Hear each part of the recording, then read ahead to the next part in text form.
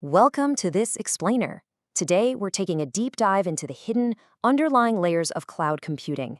We're going to look past the applications, past the operating systems, and dig all the way down into the silicon itself.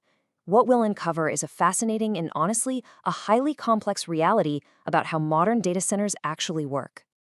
I want you to imagine this for a second. What if the world's absolute most advanced cloud security could be totally bypassed without even touching the software? No way, right? It sounds like straight-up science fiction.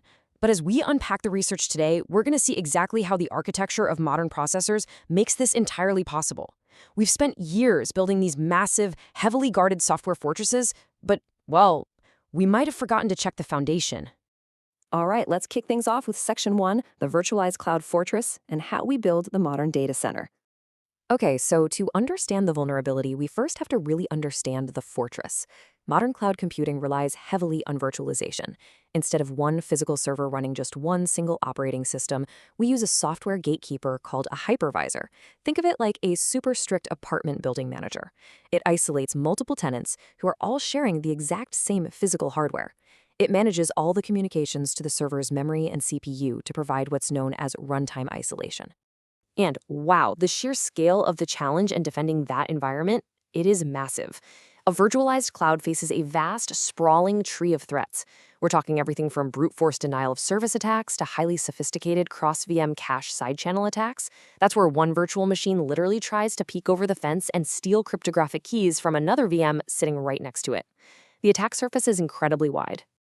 Moving right along to Section 2, defending the hypervisor, or as I like to call it, mitigating the chaos. Because of this massive threat landscape, defending that hypervisor layer takes a staggering amount of software mitigation. Engineers are basically working around the clock. They have to constantly isolate VMs to stop those side-channel attacks we just talked about. They deploy super complex software patches, things like KVA Shadow and Repliline, just to mitigate hardware-level speculative execution vulnerabilities, like the infamous Spectre and Meltdown bugs.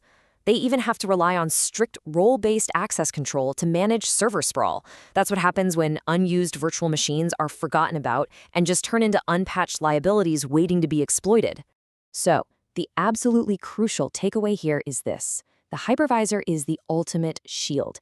If the hypervisor is compromised, say an attacker successfully pulls off a hypervisor escape, then every single connected virtual machine and all the sensitive corporate or government data inside them is compromised too. Period. That is exactly why so much time, energy, and money goes into securing this specific software layer. Which brings us to Section 3, the silicon blind spot, operating right below Ring 0. Now, what if the threat isn't aimed at the software layer at all? In computer architecture, privilege levels are defined in what we call rings. The hypervisor operates at Ring 0, meaning it has the absolute highest level of software control and is heavily monitored. But deep inside modern Intel and AMD processors, there is a management engine operating at Ring -3. This is literally a computer beneath the computer. It's a hardware-level operating system embedded directly into the silicon. It's basically like having a secret basement control room with a master key to every unit in that apartment building. And here is why that is a huge deal. These management engines operate entirely outside the control of the host security software. The hypervisor cannot see it, and it cannot block it. Plus, these engines have a persistent network connection that can operate even when the machine appears to be completely powered off. It's an intentional, built-in blind spot. And this perfectly sets up Section 4, enter RSIA 2024 and the legal shift. This is where the tech meets the law, and things get really interesting. How does RSA 2024 actually affect server virtualization platforms? Well, RSA 2024 amended the Foreign Intelligence Surveillance Act, and crucially, it redefined hardware manufacturers as electronic communications service providers. For virtualization platforms, this is a total game changer.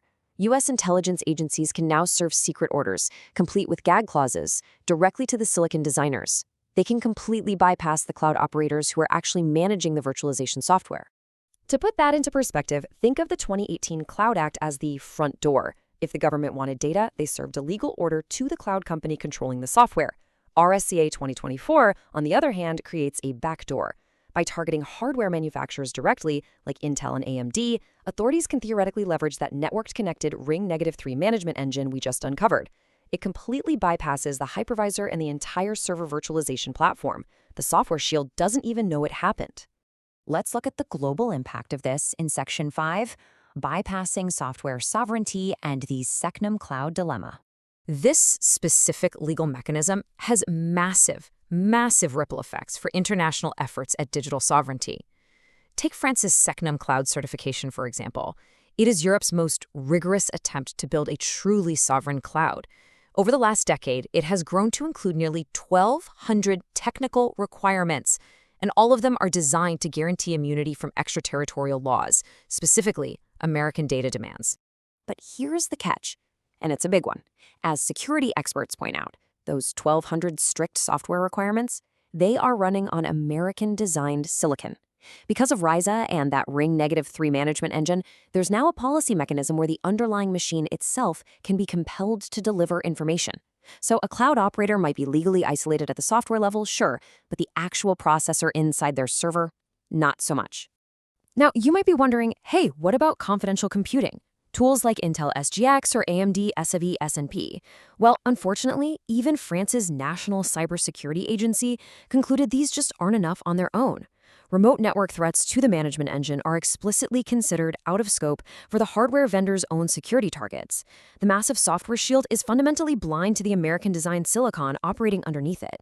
So where do we go from here? Section 6, the hardware dilemma, is there a way out? With the hypervisor basically bypassed at the silicon level, we're looking at two very different timelines for a fix. In the short term, defenders just have to rely on operational bandages.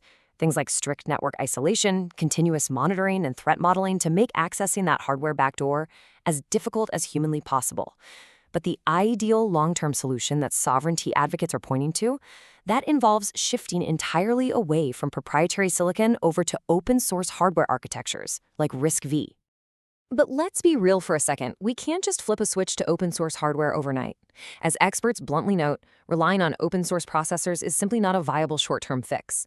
RISC-V remains literally decades away from achieving competitive performance in heavy data center workloads.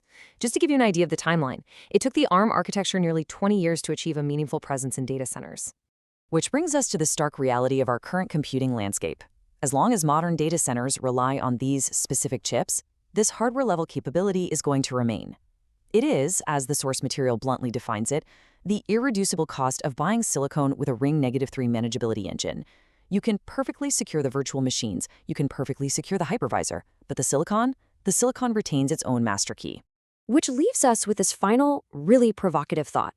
We spend billions securing the virtual walls of our data centers, but if the foundation itself answers to a different authority, can true digital sovereignty even exist on compromised silicon? It's a question that completely challenges the very foundation of cloud security. Thank you so much for joining me for this explainer. I hope this helped you see the cloud in a totally new light.